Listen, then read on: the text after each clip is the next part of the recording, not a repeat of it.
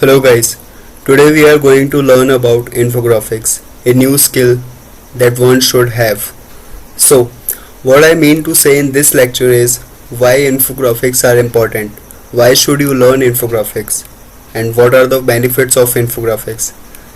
Look, infographic creation is a skill that everyone can learn easily without having a technical knowledge, and infographics are easy to create. In this course, we will discuss all about it. So let's get into it. So, why are graphics important? Can communicate complex concepts effectively. Visualizing of info data can reveal contextual concepts.